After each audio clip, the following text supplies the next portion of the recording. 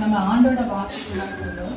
இன்னைக்கு விமென்ஸ் டேயா இருக்கிறதுனால ஒரு 4 பெண்களை குறித்து நம்ம தியானிக்க போறோம். முதலாவது லூக்கா 10ஆம் அதிகாரம்,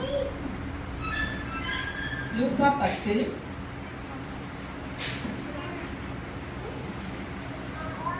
38 42.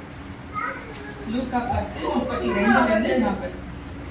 அவர்கள் பிரயாணமாய் போகையில் அவர் ஒரு கிராமத்தில் பிரவேசித்தார். அங்கே மார்த்தாள் எனும் பெயர் கொண்ட ஒரு ஸ்திரீ அவரை தன் வீட்டிலே ஏற்றுக்கொண்டார். அவளுக்கு மரியாள் எண்ணப்பட்ட ஒரு சகோதரி இருந்தார். அவள் இயேசுவின் பாதத்தருகே உட்கார்ந்து அவருடைய வசனங்களை கேட்டுக்கொண்டார். மார்த்தாளோ மற்ற வேலைகளை செய்வதிலும் மிகவும் வருத்தம் அடைந்து அவளுக்கு வந்து, ஆண்டவரே, நான் தனியே வேலை செய்யும்படி என் சகோதரி என்னை விட்டு வந்திருக்கிறதை குறித்து உங்களுக்கு கவலை இல்லை. எனக்கு உதவி செய்யும்படி அவளுக்கு சொல்லுங்கள். இயேசு அவளுக்கு பிரதியுத்தரமாக, மார்த்தாளே, மார்த்தாளே, நீ அநேக காரியங்களை குறித்து கவலைப்பட்டு கலங்கினாய். தேவையானது ஒன்றே. மரியாள் தன்னிற்கு செல்லுபடாது நல்ல பங்கை தெரிந்து கொண்டாள். இந்த பகுதியில 2 பேரை குறிச்சு 2 சிஸ்டர்ஸ் இருக்காங்க, மரியாள், மார்த்தாள். இந்த மரியாள் பெத்தானி ஊரை சேர்ந்த மார்த்தாள். பைபிள்ல பாத்தீங்கன்னா நிறைய பேர் மரியாள் இருக்காங்க. இந்த மரியாள் பெத்தானி ஊரை சேர்ந்த மரியாள். இப்ப இந்த 2 சிஸ்டர்ஸ் இருக்காங்க. அவங்களுடைய வீட்டுக்குள்ளாக இயேசு சுவாமி போறாரு.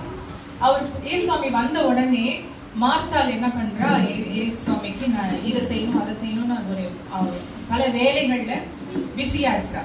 ஆனா மரியாளோ ஆண்டவரோட பாதத்திலே உட்கார்ந்துக்கிறான்.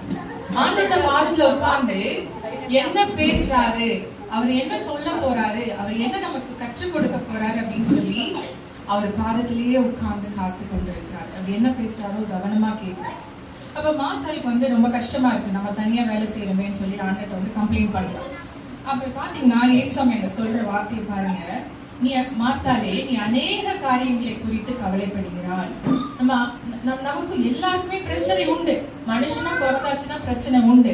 அந்த பிரச்சனைகளை நம்ம பார்க்காம ஆண்டோட பாதத்துல உட்கார்ந்து பாருங்க, ஆண்டவர் உங்களோட பிரச்சனைகளை மாற்றுவார்.